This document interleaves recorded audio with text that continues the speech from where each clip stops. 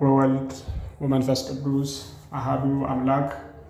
ክቡራን የወንጌል ሚዲያ አድማጮችና ተመልካቾች ሁላችሁም አንድ አምላክ በሚሆን በአብ በወልድ በመንፈስ ቅዱስ ስም እንደምንሰነበታችሁ የእግዚአብሔር ሰላም በያላችሁበት ለሁላችሁ ይሁን። በዛሬው የወንጌል ሚዲያ ዝግጅት ኒቆዲሞስ በሚል ርዕስ አጭር ትምህርት ይዤላችሁ ቀርቤያለሁ። እስከ መጨረሻው ድረስ አብራችሁን ቆዩ። ዛሬ ኒቆዲሞስ በሚለው ርዕሳችን ስናይ ሰባተኛው የአብይ ጾም ሳምንት ኒቆዲሞስ ተብሎ ይጠራል። እንግዲህ መጀመሪያ ኒቆዲሞስ ማለት ምን ማለት ነው?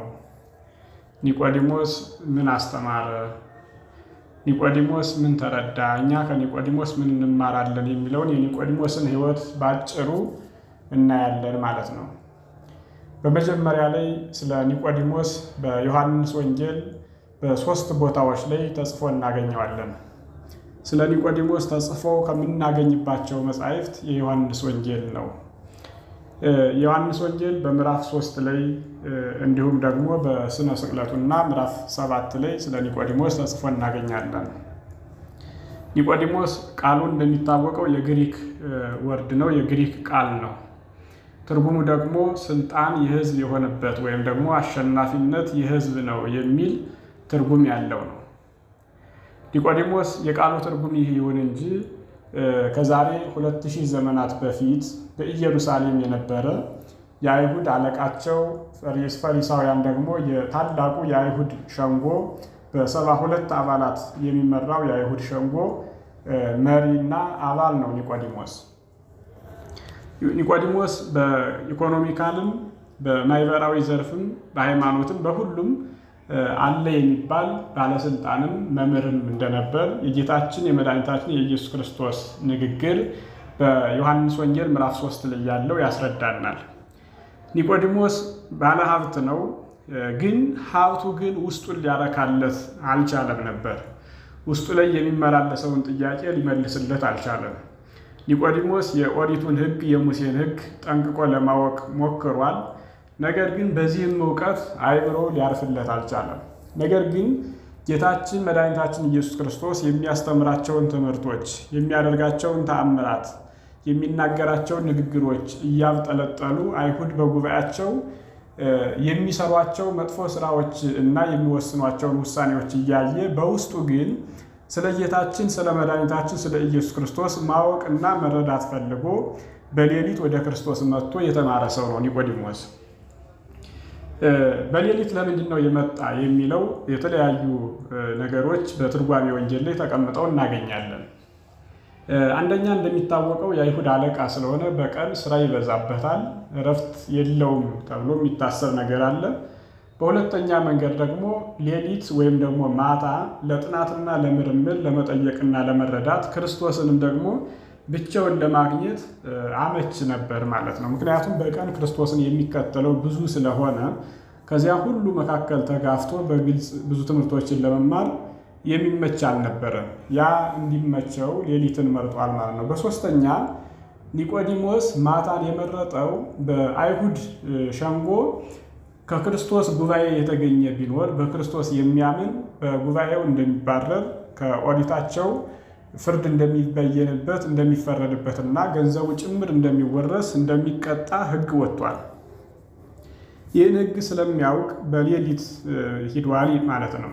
እንግዲህ ኒቆዲሞስ በተለያዩ አማራጮችን ብንል ግን በዋናነት ወደ ክርስቶስ መምጣቱ በጣም እጅግ አስደናቂና የሚመከር ነገር ነው። መጥቶም ጌታ ወይ መምህር ወይ እግዚአብሔር ከእርሱ ጋር ከሆነ ሰው በቀር አንተ የምታደርገውን ሊያደርግ እንደማይችል እናውቃለን በማለት ይመሰክራል። ጌታችን ግን ታላቅ የሆነውን ከመወለድ ጀምሮ ያስተምረዋል። የልጅነትን ትምህርት እውነት እውነት እልሃለሁ ከውሃና ከዮርዳኖስ ከውሃና ከመንፈስ ቅዱስ ዘየተወልደ እማይ ወእመንፈስ ቅዱስ ከውሃና ከመንፈስ ቅዱስ ያልተወለደ የእግዚአብሔርን መንግሥት መውረስ አይችልም ማለት ነው።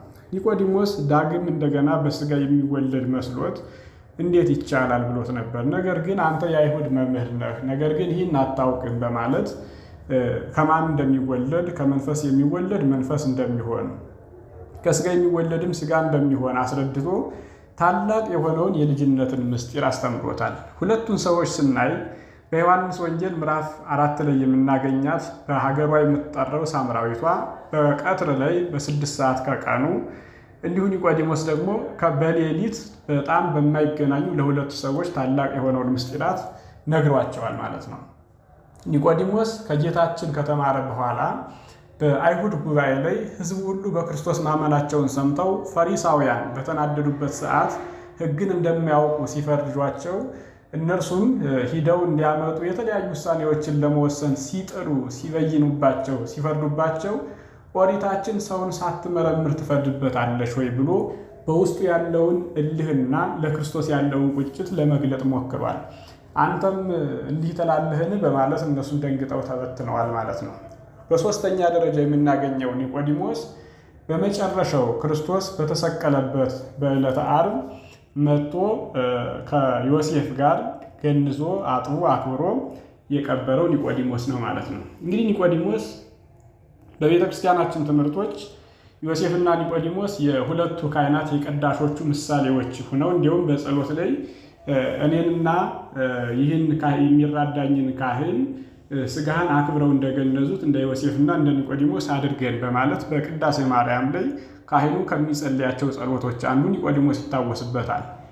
በቅዳሴም በምንገባበት ሰዓት ዮሴፍ ወኒቆዲሞስ በማለት እንደሚታወቀው ስጋህን አክብረው ገነዙት የሚለው በጸሎተ ቅዳሴ ላይ በብዛት ይነሳል ማለት ነው።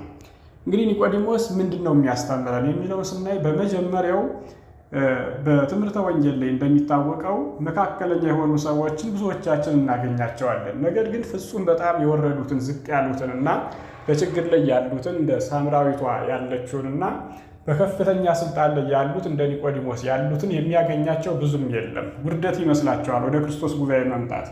ስለዚህ ኒቆዲሞስ የሚያስተምረን ምንድን ነው ስንል ሀብታምም ቢሆን ባለስልጣንም ቢሆን ወደ ክርስቶስ ጉባኤ በነፃነት መጥቶ መማር እንዲችል ራሱን እንዲመረምር ኒቆዲሞስ ያስተምራል ማለት ነው። ሁለተኛ ኒቆዲሞስ በችግር ሰዓት የተገኘ ሰው ነው። እንደሚታወቀው ክርስቶስ ኅብስት በሚያበረክትበት ሰዓት ብዙ ሰዎች ይገኙ ነበር። ኅብስቱን ለመብላት ፈውሱን ለማጣጣም የተለያዩ ነገሮችን በማየት ይመጡ ነበር። በዕለተ ዓርብ ጌታችን በተሰቀለ ጊዜ ግን መገኘት የበለጠ ሰውን በችግሩ ሰዓት የመገኘት ምሳሌ ነው ኒቆዲሞስ ማለት ነው። ስለዚህ ሰዎች በሚቸገሩበት ሰዓት መገኘት። ሌላው ከኒቆዲሞስ ሶስተኛ የምንማረው ምንድን ነው የሚለውን ስናይ በቀድሞ የሰራነው ስራ አንድ ቀን እንደሚከፈለን ማስተማሪያ ነው። ክርስቶስ ኒቆዲሞስን ያሰለጠነው ያስተማረው በጨለማ ነው። በአንድ ቀን በመጨረሻው በተሰቀለበት ቀን ግን ኒቆዲሞስ ውለታውን በጠራራ ፀሐይ ሰው እያየው መክፈል ችሏል ማለት ነው። ስለዚህ በችግር ጊዜ ቀደም ብለን ያስተማርናቸው ያገለገልናቸው የሰራናቸው ስራዎች አንድ ቀን እንደሚከፈሉን ምሳሌ ነው። ባጭሩ ስለ ኒቆዲሞስ ይህን ብለናል። ወንጌል ሚዲያን ሰብስክራይብ፣ ሸር በማድረግ ሁላችሁም እንድትሳተፉና እንድትበረከቱ ተካፋይ እንድትሆኑ አሳስባለሁ። ሰላም እግዚአብሔር ከሁላችን ጋር ይሁን።